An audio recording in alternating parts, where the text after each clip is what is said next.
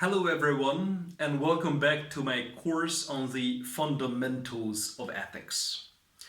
In this video today, we will be looking at deontology, which is often referred to as duty-based ethics or even principle-based ethics. Instead of securing the use of the appropriate terminology for the phenomenon, let us make it clear what deontology does. Deontology emphasizes the fact that what is right is determined not by its consequences but by certain principles or duties. With this statement in mind, we immediately see that deontology runs counter to utilitarianism. So much so that deontology believes that what utilitarianism does is simply wrong. Utilitarianism, as we discussed in our last video, is concerned with the well-being of the whole. This is one of the reasons why utilitarianism is so attractive to public policy makers. Many of us, however, believe that the individual should not be used as a mere means to the greater overall good. A prominent way of explaining this is to say that individuals have rights that should not be sacrificed to produce a net increase in the aggregate good, or collective good, if you will. To begin with, it is interesting to observe the history of deontology, its evolution. The idea that attempted to develop a moral system independent of religion originates in part from the 18th century German philosopher Immanuel Kant. He felt the urgent need of having a new moral theory out on the table, as the history of Europe had shown humanity centuries of violence and intolerance and wars and bloodshed. So it happened to be the case during the Age of Enlightenment that such a goal was set. The idea was to supplement Christianity with ethical rules based on reason rather than faith and tradition. Kant's new approach to morality was all the rage in France and Germany, less so in England and the United States, where utilitarianism dominated the scene, if you remember from last time. It was not until the 1930s that the term deontological was first used to describe the current specialized definition of the term. It appeared in a book entitled 5 Types of Ethical Theory by C.D. Broad. Older usage of the term goes back to Jeremy Bentham, who coined it prior to the early 1800s as a synonym of sensorial ethics, that is to say, ethics based on judgment. The more general sense of the word is retained in French, especially in the term code de déontologie, ethical code, used in the context of professional ethics principally. Let us now explore the ins and outs of deontological ethics by using a number of examples, long drawn out examples sometimes. I hope that these will shed better light and authentically reflect on Kant's complex and certainly not infallible philosophy. Imagine a person who reasons as follows: I should keep my money rather than pay it out in taxes, because if I keep it, I will be able to afford a wonderful vacation for myself and my family. And no one is actually going to suffer if I pocket the money, since it's only a few $1,000s that we are talking about. There is no way that money could bring as much happiness in the government's hands as it could in mine. Suppose he is right about that. He spends the money on his vacation. He and his family have a terrific time. They are happy as Larry. He is never caught. Still, he has done something wrong. So has the person who cheats on her exams or gets away with it. So has the person who gleefully speeds down the emergency lane and escapes the traffic jam that the rest of us are stuck in. So has the person whose campaign of dirty tricks has gotten him securely into office. Despite any good results that may come from their actions, these people did wrong, or so we think. And the explanation of their immorality is simple. What they did was unfair. They took advantage of the system. They broke the rules that work to everybody's benefit. They violated the rights of others. No matter how much personal gain such actions bring, they are still wrong because they are unfair and unjust. Immanuel Kant thought this way and was very likely the most brilliant philosopher ever to have done so.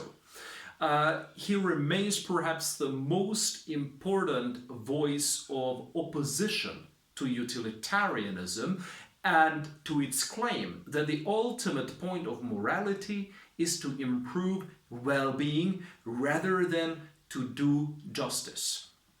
Our opposition to unfairness, to injustice, and the resulting importance we attach to consistency are revealed in two very popular tests of morality. Each takes the form of a question.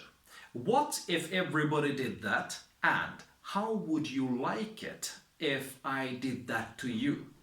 When we ask such questions, in fact, in the face of a bully, a liar, a cheater, or a double dealer, we're trying to get the person to see that he is acting unfairly, making an exception of himself, living by a set of rules that work only because others are not doing what he is doing. These basic moral challenges are designed to point out the inconsistency and so the immorality of that person's behavior. Consider the first question. What if everyone did that? This question is really shorthand for the following test. If disastrous results would occur if everybody did X, then X is immoral. If everybody used the emergency lanes in the traffic jams, then ambulances and fire trucks would often fail to provide needed help, leaving many to die. If everybody cheated on their taxes, society would crumble. If every candidate resorted to dirty tricks, as we have said, then the entire political system would become corrupted. The test works easily and well for these cases. But the test fails for other cases. And so it cannot serve as a reliable way to learn the morality of actions. Consider a common argument against homosexual sex. If everybody did that, disaster would soon follow, for the human race would quickly die out. Even if this were true, that wouldn't show that homosexual act is immoral. Why not? Well, consider those who have decided to remain celibate. Perhaps they're priests or committed lifelong bachelors who believe that one should not have sex without being married. What if everybody did that? In other words, refrain from having sexual intercourse. The same results would follow, but that does not show that celibacy is immoral. You get the point. What about the other test, the one that asks, How would you like it if I did that to you? This is a direct application of the Golden Rule, which tells you to treat others as you would like to be treated. The Golden Rule is the classic test of morality. Clearly, it is meant to be a test of consistency. If you wouldn't want to be exploited, then don't do such things to others. If you do them anyway, you're acting inconsistently, hence unfairly, and therefore immorally. Getting people to imagine what it would be like to switch places with their intended victims is often a very effective way to convey a moral message. That is why films and literature are often very powerful tools of moral education, but imaginatively filling someone else's shoes and asking yourself whether you would accept being treated in a certain way is actually an unreliable test of morality. The Golden Rule cannot always be correct. Consider a related problem, that of the fanatic. Fanatics are principled people. It is just that their principles are ones that we find frightening, unappealing, and revolting. Some fanatics are so wedded to their cause, so strong-willed and self-disciplined that they would accept this suffering that they want to impose on their victims, were the role of victim and persecutor reversed. True, few Nazis, for example, would really accept a march to the gas chamber were they to discover their Jewish ancestry. Most Nazis, like most fanatics generally, are opportunists of bad faith, ones with very limited empathy and only a feeble ability to imagine themselves in someone else's place. If roles really were reversed, they would much more likely beg for mercy and abandon their genocidal principles. But some would not. There are true believers out there who are willing to suffer any harm in the name of their chosen cause, their chosen faith. The Golden Rule licenses their extremism because it makes the morality of an action dependent entirely on what you want and what you are willing to put up with. The Golden Rule also fails to give us guidance on self-regarding actions, that is, those actions that concern only oneself. That's not a problem for most people these days, since it's now unusual to think that we owe moral duties to ourselves. But in Kant's time, self-regarding duties were widely endorsed, and many people still think, for instance, that there is something very immoral about suicide or about letting one's talents go to waste, even if no one else is harmed in the process. Because the Golden Rule sometimes gives the wrong answer to moral questions. It cannot be the ultimate test of morality. Something else must explain why it works when it does. Kant thought he had the answer. His aim was to identify the ultimate principle of morality, one that would explain the attraction of the two tests while correcting for their shortcomings. He thought he had found it in the following standard, the principle of universalizability, a mouthful.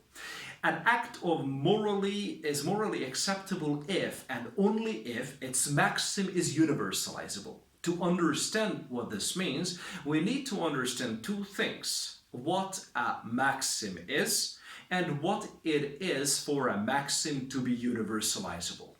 A maxim is simply the principle of action you give yourself when you are about to do something. For example, you send a regular check to UNICEF. Your maxim might be contribute $50 per month to UNICEF to help reduce hunger among children. A maxim has two parts. It states what you are about to do and why you are about to do it. You dictate your own maxims. These are the rules you live by. Kant thought that every action has a maxim. Of course, we don't always formulate these maxims clearly to ourselves prior to acting, but at some level, whenever we act, we intend to do something and we have a reason for doing it. A maxim is nothing but a record of that intention and its underlying reason. Maxims are what we cite when we try to explain to others why we act as we do. Kant thought that an action's rightness depends on its maxim, and this leads directly to a very important point. For Kant, the morality of our actions has nothing to do with results. It has everything to do with our intentions and reasons for action, those that are contained in the principles we live by. This is a clear break with consequentialist ethics. It might be, for instance, that I keep my promise to you because I think it's right to do so. But I might instead keep my promises because I want you to like me so much that you leave your fortune to me in your will and testament. Assume that these different reasons don't change the result of keeping my promises. Then the utilitarian thinks that each case of promise keeping is equally good. But since my maxim is different in these cases, Kant thinks that the morality of these actions might be different. It all depends on whether their maxims are universalizable or not.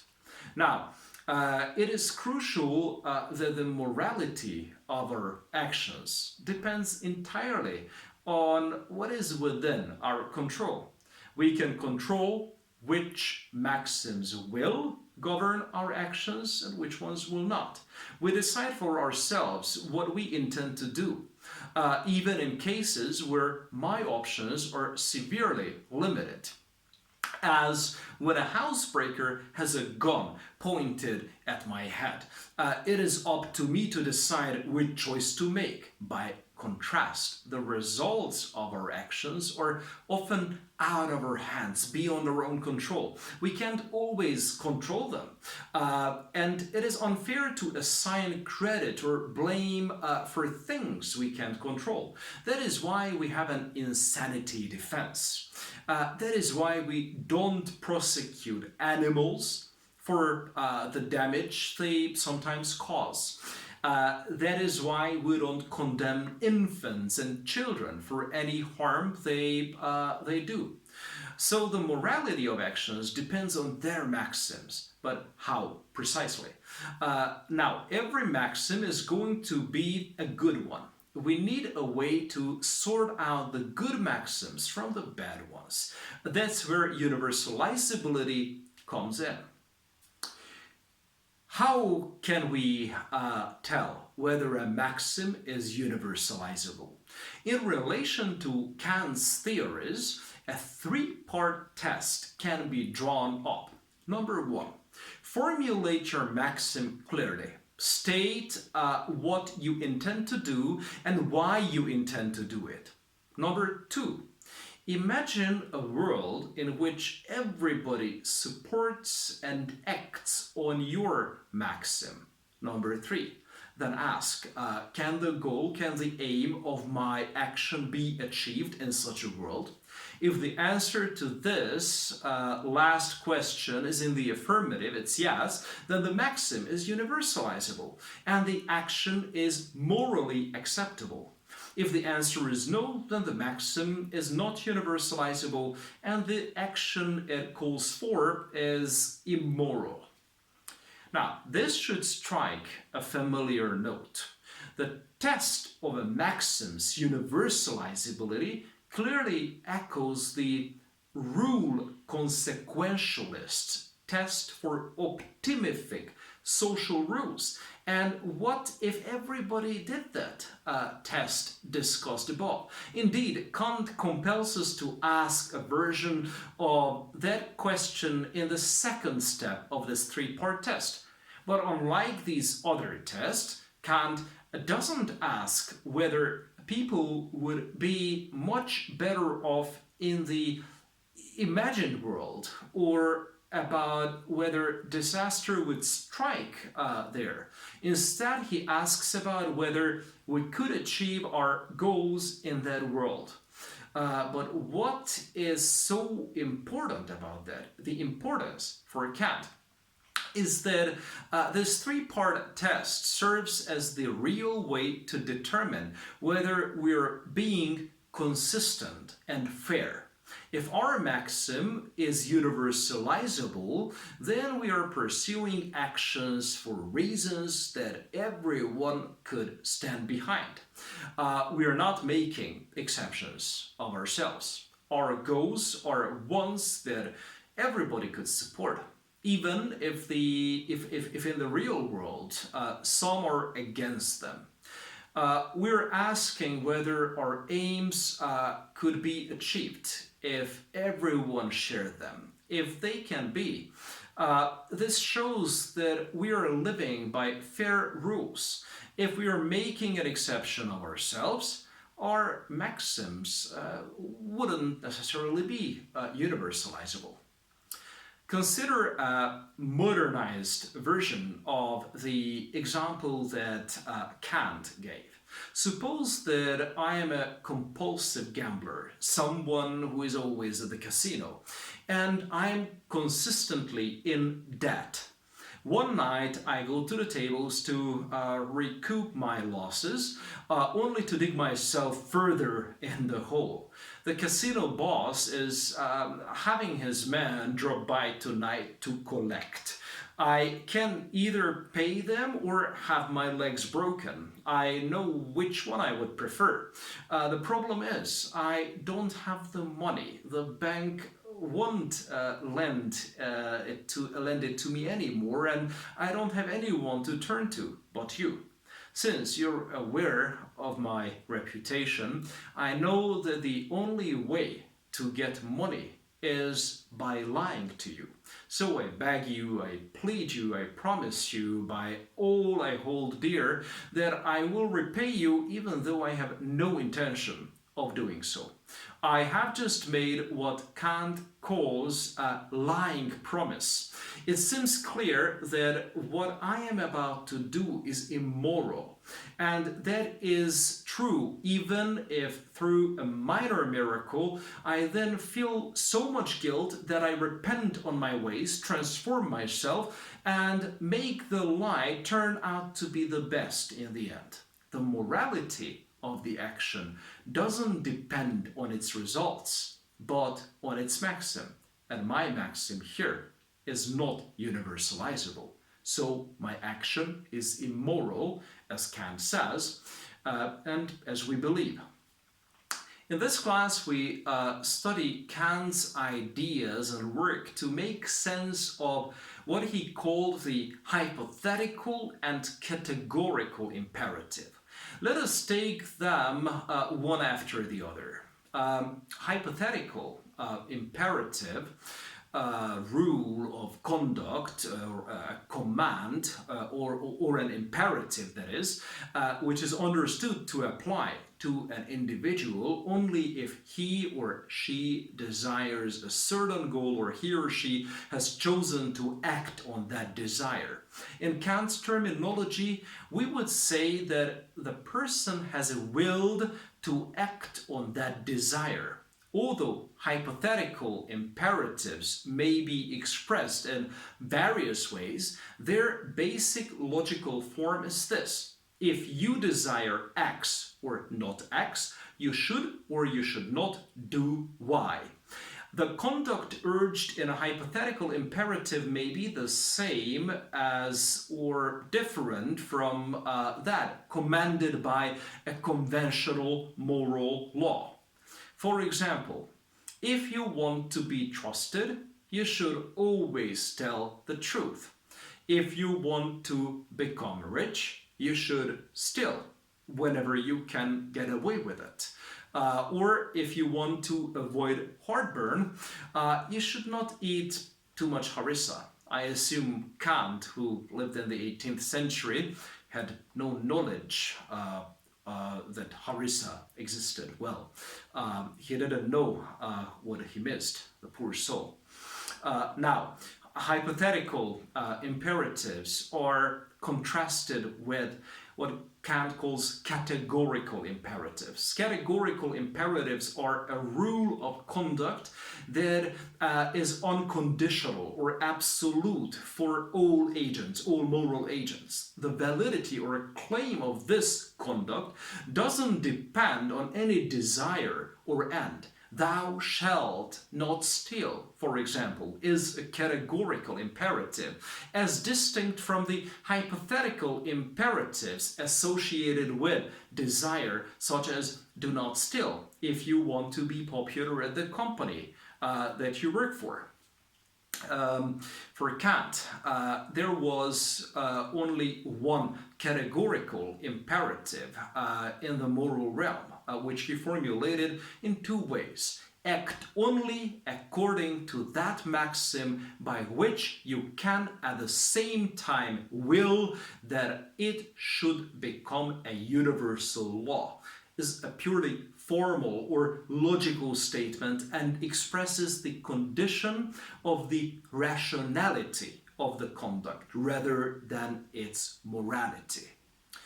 In Kant's view, morality can only be expressed in another formula. So act as to treat humanity, whether in your own person or in another, always as an end and never only as a means.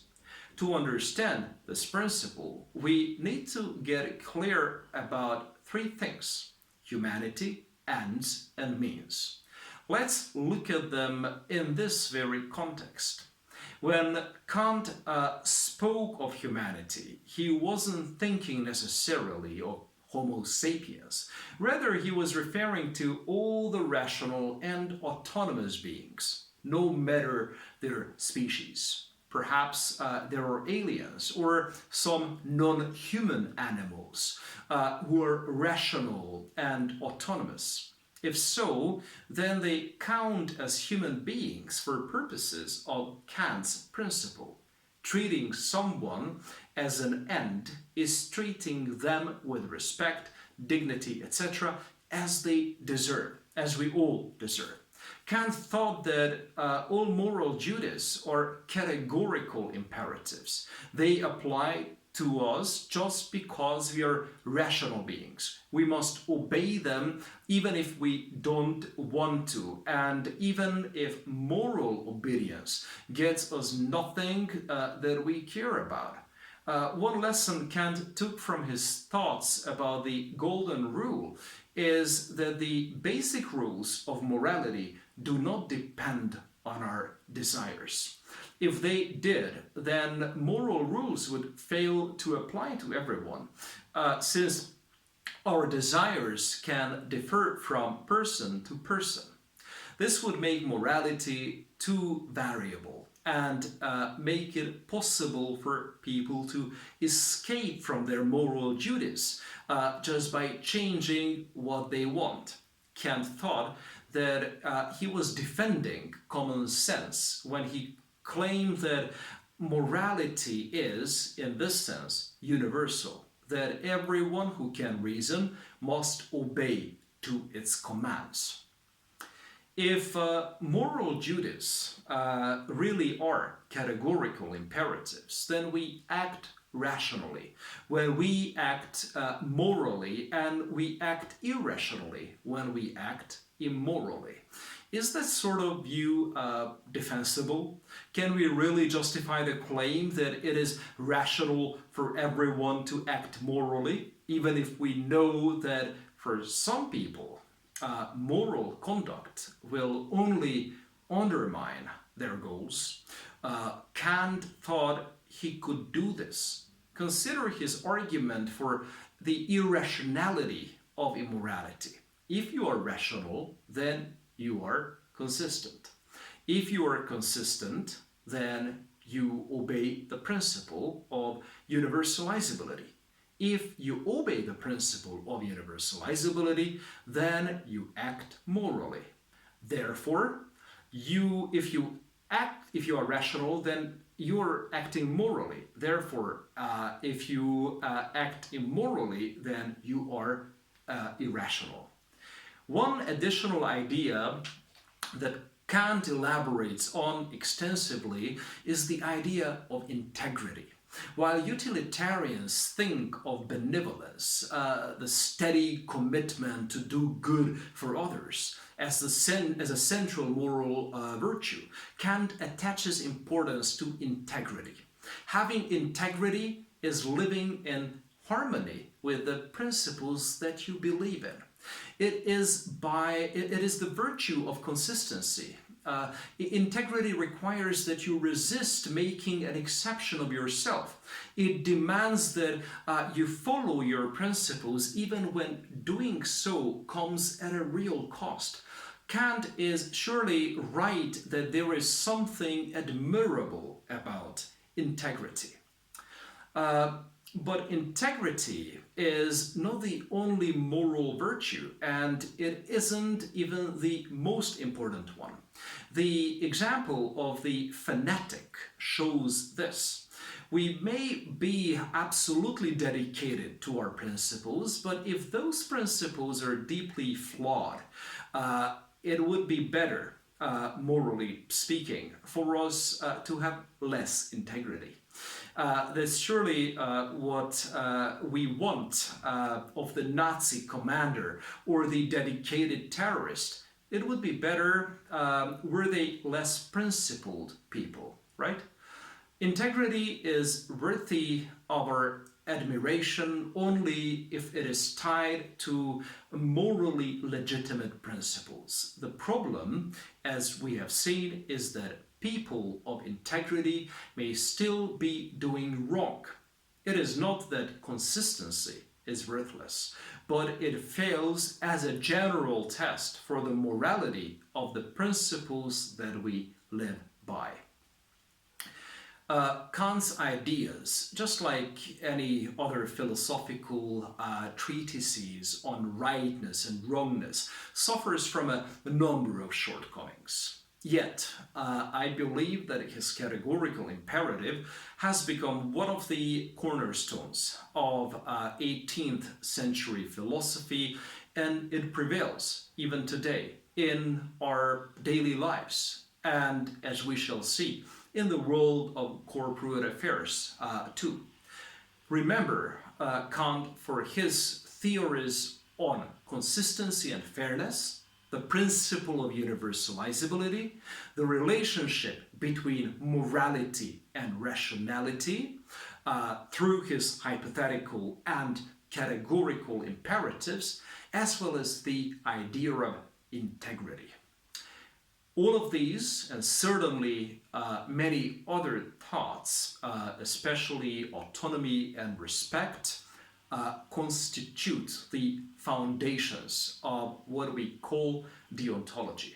in our next video, we will move on to exploring the notion of ethical egoism and the underlying problems of gender and ethics, which takes us to a hotly debated and very topical subject matter.